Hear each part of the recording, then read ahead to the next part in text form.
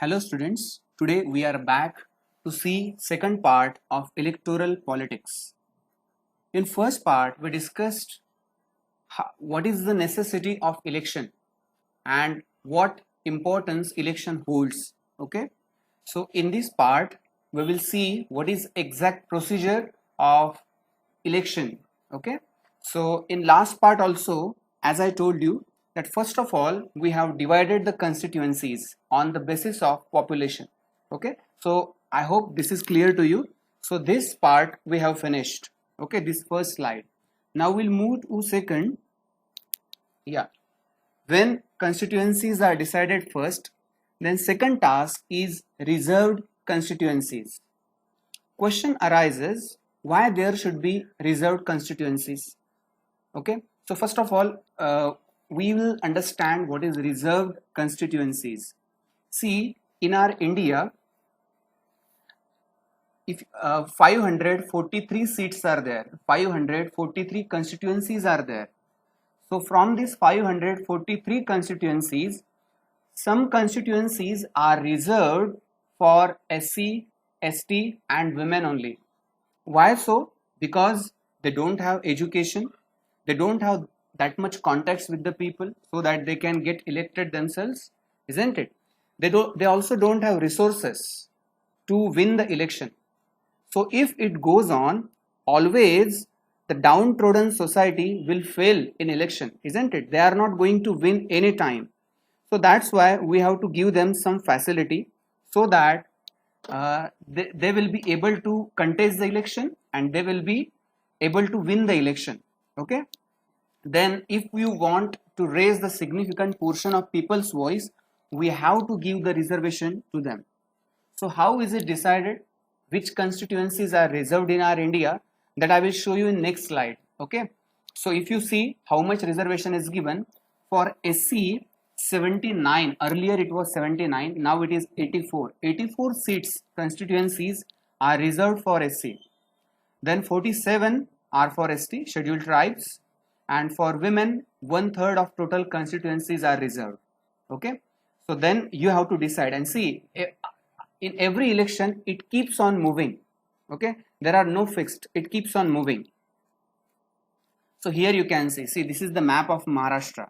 Okay, so here if you see this color, this is all these constituencies are reserved for SC category and these constituencies are reserved for ST categories. You can see this. So this is about Vidhan Sabha elections. Okay, this is about Nagpur, Aurangabad, Pune, Nashik, you can see. Okay, so this is about reservation. Yeah, now in details we'll talk about Aurangabad. Here you can see one chart. See, Aurangabad is there. I have taken as a representation Aurangabad and Nasik I have mentioned here. In Aurangabad, these are tehsils. Okay, so are they reserved or not? So here you can say Aurangabad West is reserved for SC. Okay, then here you can see in Nasik, Baglan and Kalwan, they are reserved for ST. Then here again ST. So in this way, some constituencies they are reserved for the election so that the society which were falling back, which was lagging back, they will get chance to move ahead, they will get chance to contest the election. Okay, because as you know, race should start from the same line, it should not be different for each other, isn't it? Yes. So once reserved constituencies are declared, then we have to take care of voters list, which is also called electoral roll. See, as you know, there is specific criteria to give vote, isn't it? The first criteria, you must be citizen of India. Second thing, you should be above 18, then only you can give vote. So these are some criteria for that. So when election comes after every 5 years, this electoral roll, this list is updated. Means some names are deleted from that, some names are added into that. Okay, so that is called voters list. People above 18, they can vote, but those who are with unsound mind, they can't vote. or the people, those who are in jail, those who are prisoners, they also can't vote. Okay, but it happens rarely.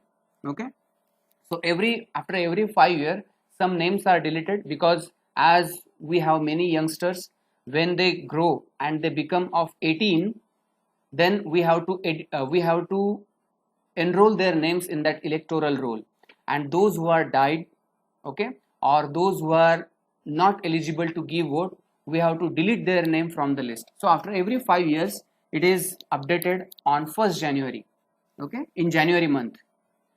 So how to identify this means, when we are going for voting, your name is there in the list or not. So to confirm that, you are given one card which is called EPIC, election photo identity card. You might have seen with your parents, when they go for voting, they are holding one card in their hand. I'm going to show you one picture for that. Here you can see this is electoral roll. Such names are there. Okay, then where do you live? Okay, so earlier these cards were not there. You can say this. Say earlier the EPIC, election photo identity card. Okay, and nowadays this kind of election card is coming. But earlier, do you know, none of them was there. Means cards were not there. You have to give the proof of your residence. Okay, or ration card also you can submit, and then you can get enrolled in electoral roll or voters list. So that was the procedure. So it is updated after every 5 years. Then 4.2, when elections are declared, the date comes, and then those who are going to contest the election, candidates, they have to nominate themselves. They have to fill up the form to contest election.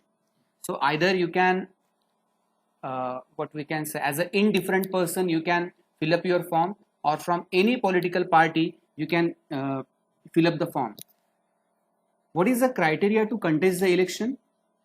The very basic criteria is you must be above 25, or at least you must have completed 25, and second, you must be having clean criminal record.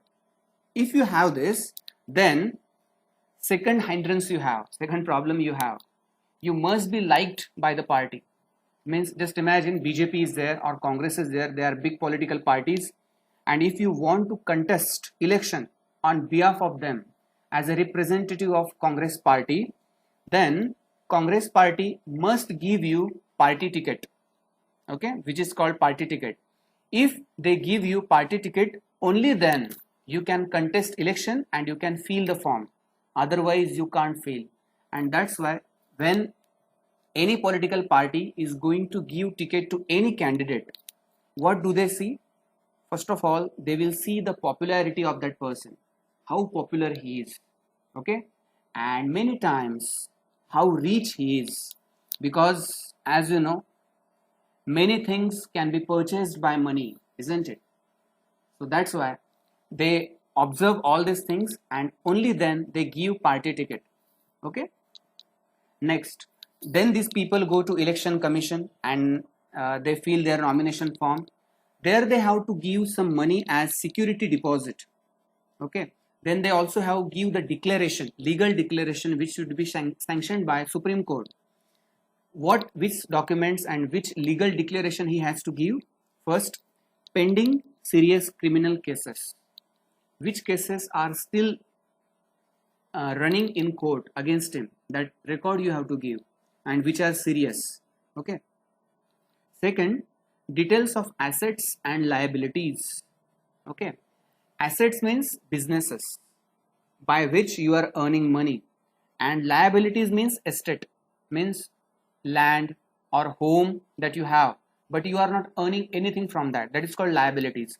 So both these records you have to give to the government. In short, how much property do you have? That record also you have to give to the government. Third, educational qualification. There can be a question in your mind. There are many leaders. Just take example of Smriti Irani. I think she has passed 10th or 12th only, but still she is education minister, isn't it? So you can see there can be a question in your mind, if she is such a less qualified person, how she has, why our government allows her to contest election? Because the reason behind it, for contesting election or to lead the people, only academic qualification is not important. The important thing is you should understand the people, you should understand their problem, and you should be able to lead them and to find the solution for their problems. That is the most important thing. Academic qualification, that is secondary thing. Okay, because you might have seen in your surrounding, there are many people, those who are not educated, but still they are having very big social contact. They can communicate very nicely with the people, and they can earn, they can win the hearts of the people. So academic qualification, educational qualification is secondary in contesting election. Okay, then next we will move. Yes, here you can see Modi ji is filling filling his form and giving to Chief Election Commissioner. Okay, you know, there is a very interesting protocol for this. Just observe this image very carefully. He is a prime minister, isn't it? At the time he was chief minister. Okay, he is chief minister, and when he comes to submit his application form, election commissioner is not standing. Okay, Modi ji is standing. Why?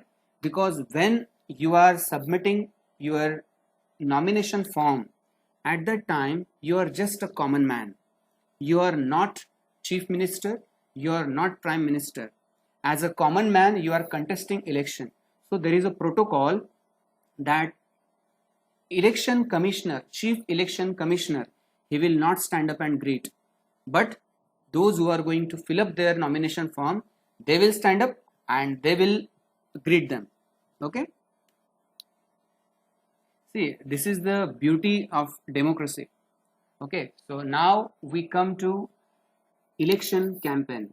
Once the name is submitted, election form is given, then next level is election campaign.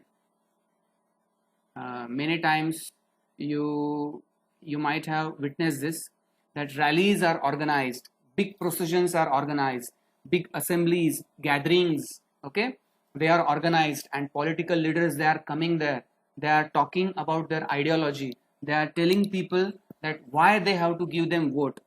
So, and for such a gatherings, many people gather there, assemble there, and they listen to that political leader. So this election campaign, to every person they have to meet, okay, they have to convince them to vote them.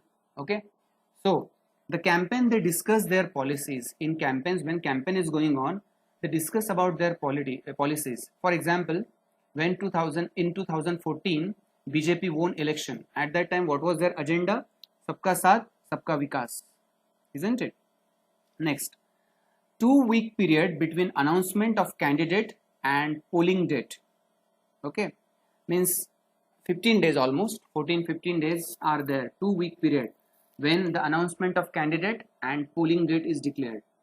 Then during this during this campaign, what the political leaders will do, they will contact voters. Okay, they will take election meetings, they will mobilize supporters. Means such a big political parties are there, they are having their supporters, they will ask them to contact the people, to convince them, to tell them their ideology.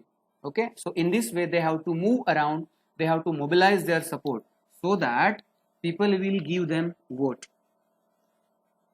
But when we are doing campaign, at that time, every time, it is not possible to tell all the things to the people, isn't it? Because it will go boring and people will not listen to that. So there should be one small slogan which will touch the heart of the people. That is called slogans. Okay, so here you can see Congress Indira. In 1971, Garibi Hatao was the slogan by Congress.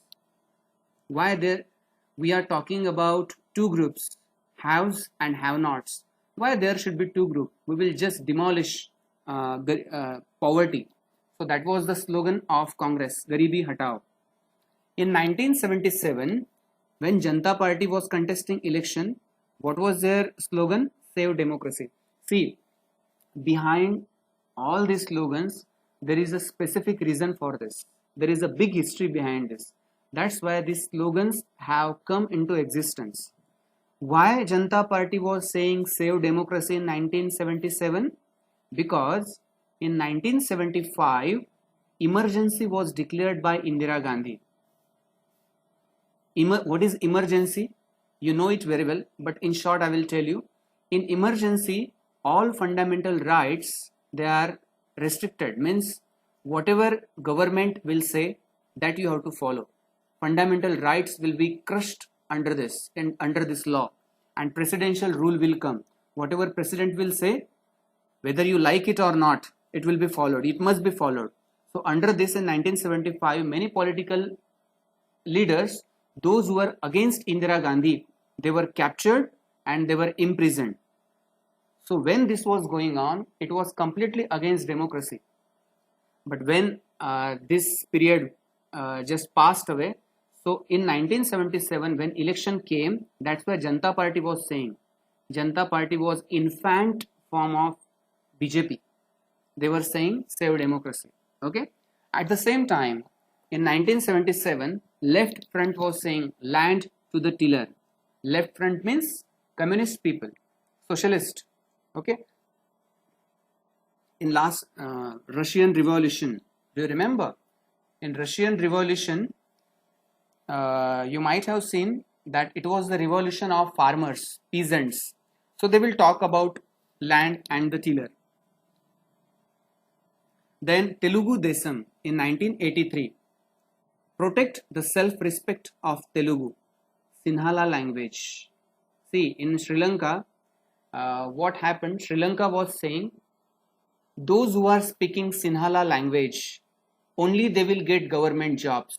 And those who are speaking Tamil language, they will not get government jobs. Or they will be not get the facilities which Sinhala language speaking people will get.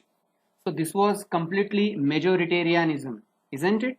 So because of this, Telugu Desam, as they were in South India, they were fighting for their rights, and that's why they said, protect the self-respect of Telugu. And at the same time, Hindi was opposed by them. Hindi as a national language, they were not ready to accept it. That's why they were talking about self-respect. Okay. So in this way, you have to do the election campaign. So here you can see some photos are there. Okay. Nitin Gadkari. Okay. Then Devendra Fadnavis, they are mobilizing the support in rallies. Here you can see Congress supporters. They are trying to get the support and mobilize the support. Okay. So here you can see some slogans, very famous slogans. Rahul Gandhi is saying, Kattar Soch Nahi, Yuva Josh. Many advertisements are there about this. Okay, then Abki Baar Modi Sarkar. So this was just a small part of the slogan. Before this, there are many interesting sentences that you can read on internet. Okay, then Main Nahi Hum, then Sabka Saath Sabka Vikas. This is about Shiv Sena. Chala Utha Maharashtra Ghadauya. Har Hindu ki yahi pukar. Pehle mandir fir sarkar. So with these slogans, these political parties, they mobilize their support. Okay. Then next comes code of conduct. Yes. What is a code of conduct? When election is going on, you have to follow some rules and regulations. Political parties, they have to follow some rules and regulations. What are those rules and regulations? And code of conduct is announced, or what we can say, declared by election commission. Okay. So in this, not to use any place of worship for propaganda, not to use government vehicles or officials. Okay, government officials, executives, you cannot use them for your propaganda. Okay, then when election is declared, new project should not be initiated. If there is a political party which is incumbent or they are holding the power, and after 1 month there is election. So though they are holding power, within this 1 month they can't announce any new project. Okay, So this is called code of conduct. Now we are moving to next step, that is polling and counting of votes. When all these things are done, code of conduct is followed, campaign is done, then the real day of election comes. On that day we go to the election booth and we vote. Nowadays we are using EVMs for voting. Earlier we used ballot papers. There were papers and we have to just stamp on that, and then we have to pack it and we have to put it into the box. That was the system. But now we just have to press one button, electronic voting machines, and when we vote nowadays very quickly we are getting results. Okay, counting of votes, it is there, and then the winner is declared. So this is the procedure of election. Okay, here you can see how people are standing in queue to give votes, and police are there for the security. This is booth where people come. This is EVM, you can see. Okay, so people come here and they just press the button and give the vote.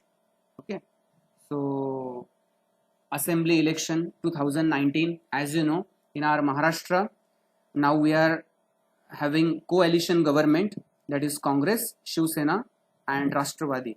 These three political parties, they came together and they formed coalition, and now they are running Maharashtra. So when elections are done, election commission has authority to reject the result of election in some cases. Which are those cases? If they found that bribe was given or voters were threatened by the political leaders, then they can reject the election result. Then if political leaders have appealed the people on the name of caste and religion, then it can be rejected. Then government resources were used for the campaign, then also it can be rejected. And spent more than 25 lakh in constituency and 10 lakh for assembly election. If more than this you are spending, and if they found it, it will be rejected. But do you think really this is followed? Okay, so just tell me your ideas. Really political parties are following all these rules and regulations? Tell me about this, your thoughts, your opinions and your suggestions. Okay, so till here everything is clear to you, I hope so. Still, if you have any question, you are free to ask. So here we stop. Third part of this lesson we'll see in next lecture. Thank you so much. Have a nice day.